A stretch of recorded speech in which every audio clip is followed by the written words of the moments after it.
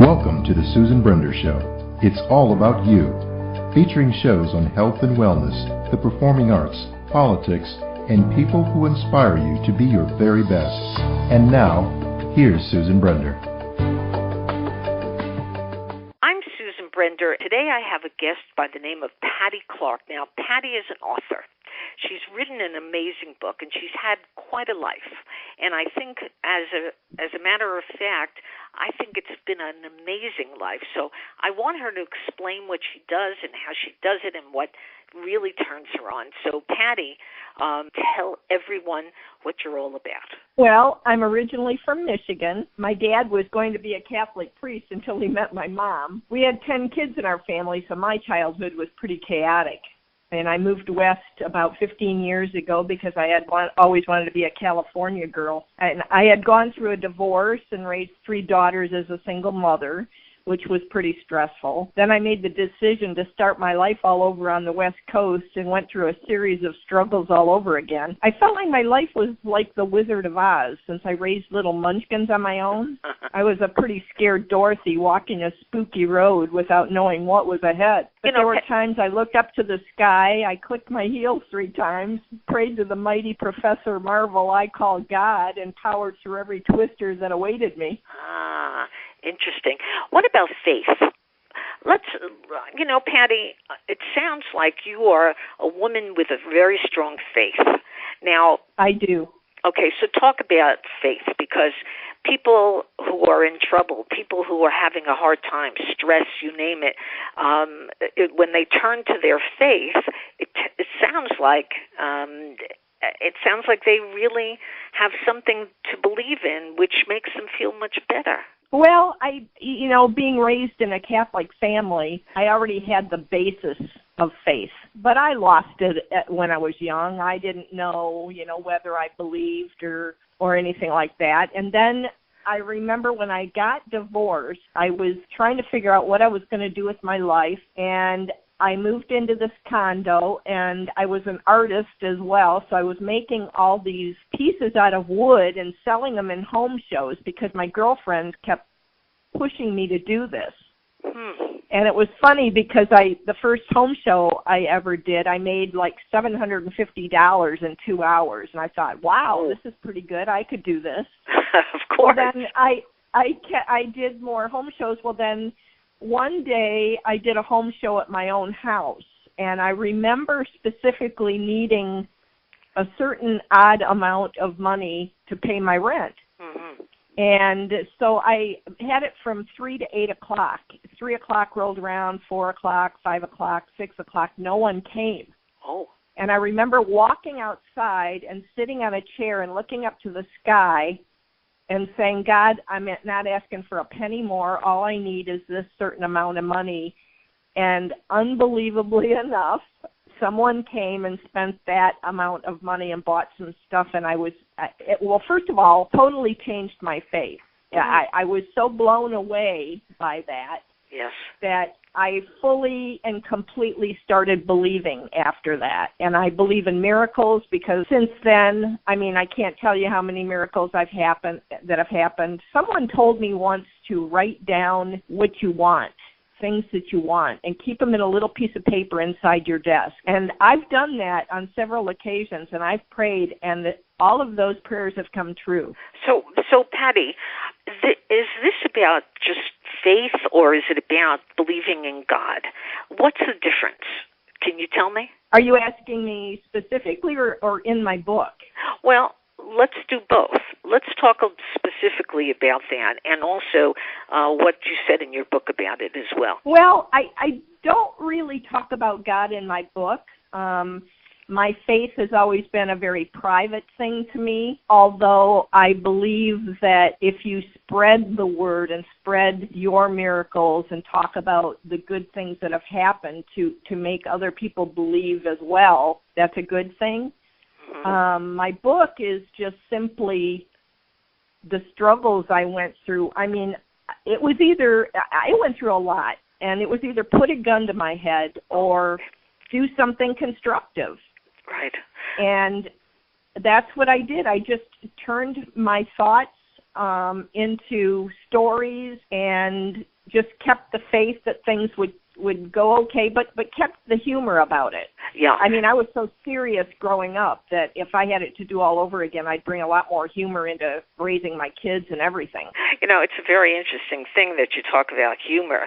I remember there was a man, and you got to forgive me because I just don't remember the name, but what he did, he had cancer, and he locked himself in a room, and he watched all the Marx Brothers movies, and lo and behold, his cancer seemed to go into remission.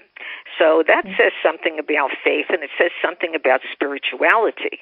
Now, if you were to define spirituality for our audience, what would you say about that? Oh, geez. That's a good question. I'd have to give it some thought. But I will tell you this. I believe that if you let yourself get drowned in your anxiety, that it does eat away at your immune system. And I do believe that if you try to stay positive, try to have faith. I have a couple prayer books I pray in every morning, pray out of every morning, and I devote my time to that. And sometimes I even, instead of asking God for something, I'll say thank you ahead of time for what you're about to give me, because he's always come through for me. Wow. Do you call that fate? Faith? Fate. Fate? Yes. Do you think even fate? I don't know if I'd call that fate. I suppose it could be called fate. Mm-hmm. Okay. Well, let's move on a little bit for a second. And okay.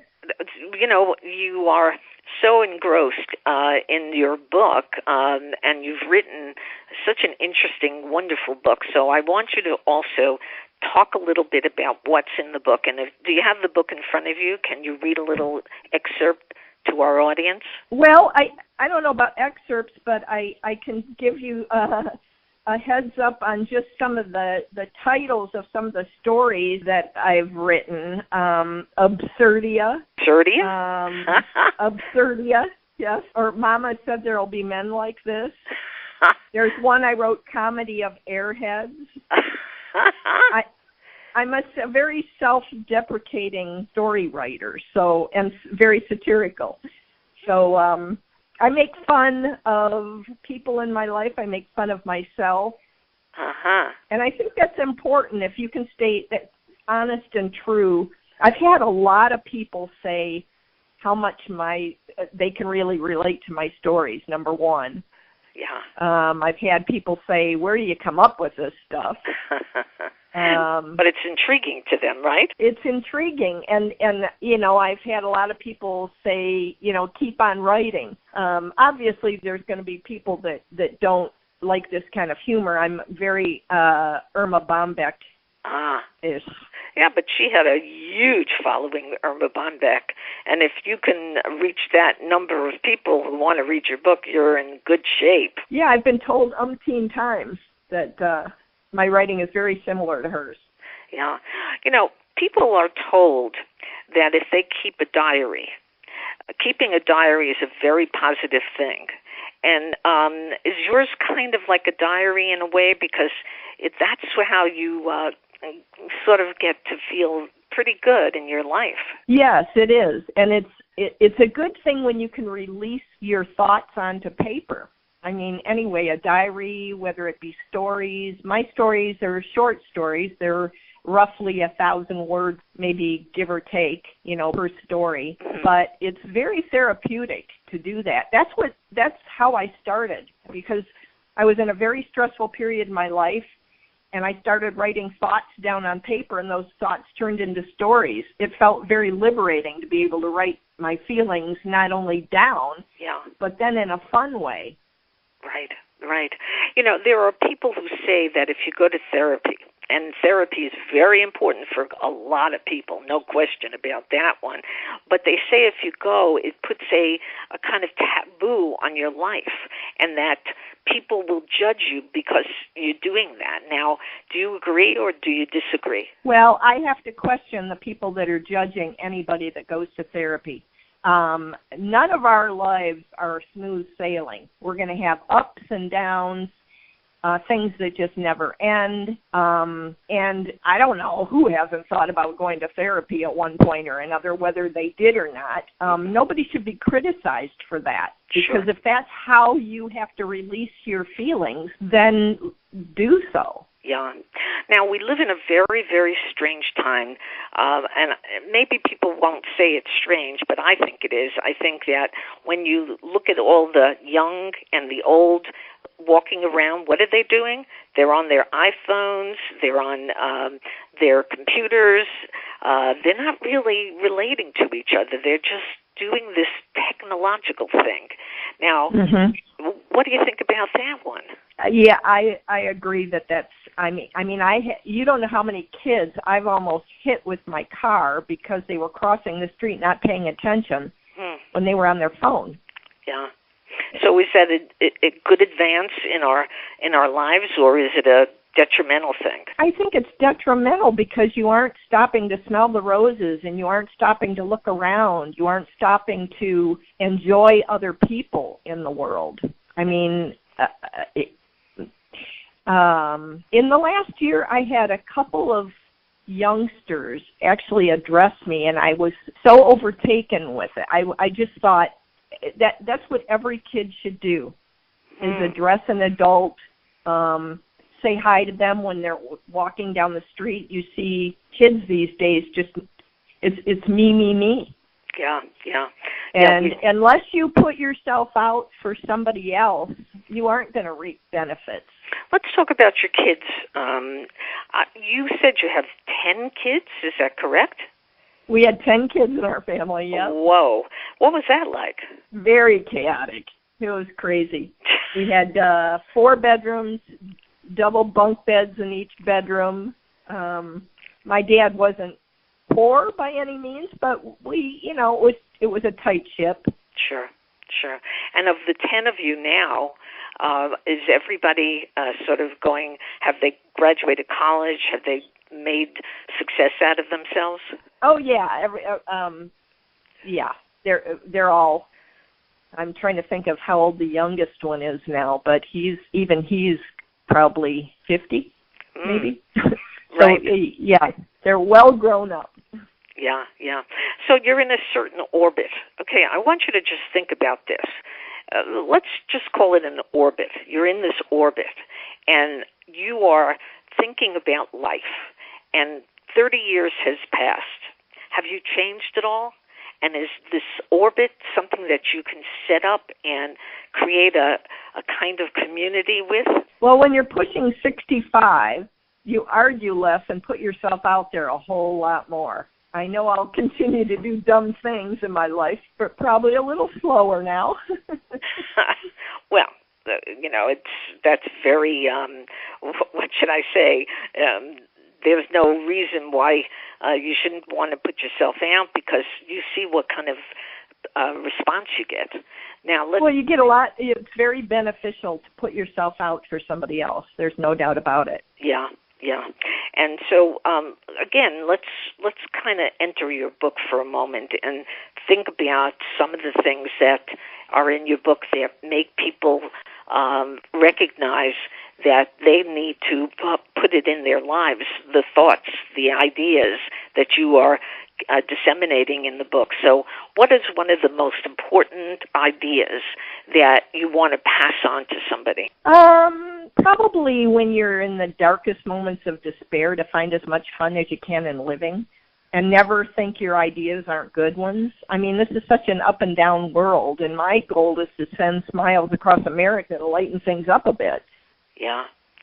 And so that's how you use your humor, to lighten people up a little bit, because boy, oh boy, everybody talks about politics, everybody talks about the wars, the Middle East, all the things that we're going through, which can lead to, I have to say, not such great things. So, this positive attitude, this humor you talk about, just, I want to hear Patty kind of be humorous. Well, if I was in a room with you now, Patty, and you and I were having a conversation, and you wanted me to feel up, you wanted me to feel excited, happy, you name all those things. So, before we have you answer that, what's your definition of happiness? I want to say Baskin Robbins first, but let's see.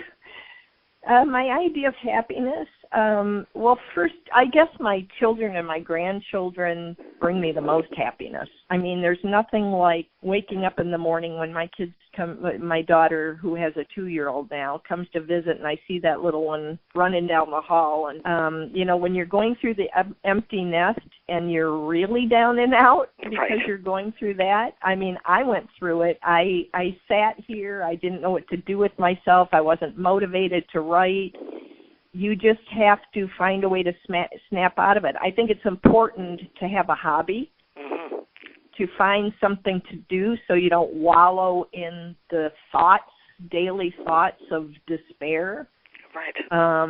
When I started writing, even though it was therapeutic to put these thoughts on paper, and I started turning them into stories, I also had in the back of my mind, no one likes a whiner. No one likes someone that's a complainer, or they don't want to listen to that stuff. Right. So that forced me to turn my stories into something fun, where somebody could smile at it. And granted, I am not a comedian. I'm not an ad-libber. In fact, I just did a radio show in Orange County with a guy that he's a financial guy, but he's also is more into the fun aspect of a radio show. Right. And I went there thinking I had to be on, and what was I going to come up with? Because again, I'm not really a comedian. I mean, I can write humorous things, but I can also sit at my desk and edit it over and over and over. Yeah. I can't go on stage. Yeah. Yeah. But I realized after doing his show, I came home, and it was funny because another gal out of Atlanta called me to do her radio show. And in conversation, she told me that several times a day she will get emails from women who have unsuccessfully committed suicide. And it just went to my gut hearing this. Oh, my God, yeah. And so I realized I don't need to be on. I don't need to be funny on the air. My purpose now is to really reach out to all those people who are struggling. I went through it. If you read my book, I mean, there's some struggles in there, not in depth, deep, dark struggles. I didn't write about that. I chose not to. I just pulled stories and wrote them in a funny way. But I realized that if my book can make anyone smile, then my mission is accomplished. There you go. Yeah. Penny, there are so many books on spirituality and faith and you name it. They all are there to try to lift people up. But is it necessary? It sounds like you're saying it's not necessary to really be funny. You just have to be able to pass something on so people can relate to it. It's all about relating, is it not? Yes. And somehow, I mean, I've had people say to me, "Oh, I laughed so hard, in that story of yours," and I must have made it funny enough that someone laughed. I don't know where this came from because I wasn't born a comedian or anything. It's just also I've heard from many authors and writers how humor is so very, very difficult. I have a guy that I know that's a writer. He tells me all the time, "I wish I could write what you write. Wish I could write like you." And it's such a compliment, but at the same time, it is sort of a tougher thing to do, is write humor. Yeah. That's really true. And I've spoken to so many people who say exactly as you're saying, that being funny is not easy. But here's the thing also. People who are funny, when they're on the stage, say they're comedians, they're stand-up comedians, you name it, it is said that in their real life, they're really depressed. So this is a way for them to get better. Yeah. And everybody, I mean, people should know that not just because someone has a smile on their face doesn't mean, you know, there's a lot going on underneath that we don't know about. The people we run into in public, if somebody has cut you off or somebody has, you know, done something that you didn't like, you know, you have to look deeper into the surface and think, well, I wonder what they're going through then. Why are they acting like this? Because they must be going through something horrible, instead of all of a sudden getting defensive and saying, well, you know. Yeah, that makes sense. Now, do you have an overall message for your readers? Yeah, again, just I think find as much fun as you can in living, because we only have this one life, and we got to make the best of it. I mean, there's days that aren't that great for me too, and I just get up and go find something that makes me happy and lift yourself out of it. That's very wise. Lift yourself out of it. That's a wonderful name for another book. So what's in store for you? What's in store for you, Patty? Are you going to write another book, or are you going to try to get your book to become a movie or something of that nature? Oh, wouldn't that be fabulous? Yeah. I would love, I think it would be a fun TV series, actually, Damsel in Distress. There you go. But I would love to write another book. I've already continued writing, and I have pieces stored away. People can go to my blog, which is www.damselindistress.com. You can read my stories on there, and you can also sign up. We have a raffle going on right now. Someone can be eligible for a free signed book. Oh, so I urge people to go to my site. And tell your site again. damselindistress.com. Okay. I don't want people to be confused with Damsel in This Mess. Or Damsel in Distress. That's or Damsel in Distress. Okay. Correct. One more time, Patty. Give them that exact title again. Damsel in Distress. There you go. There you go. So today my guest has been Patty Clark, and it's been a delight to have you on my show. And you know what, Patty? Get that book done, the second book, because I have a feeling that you have a lot on your mind, and that is going to affect people in ways they can't even describe in a happy way. So I do. And thanks so much, Susan, for having me. My pleasure. Take care now, Patty. Bye-bye. Thank you for listening to The Susan Brender Show. To be a guest, email sebrender@yahoo.com.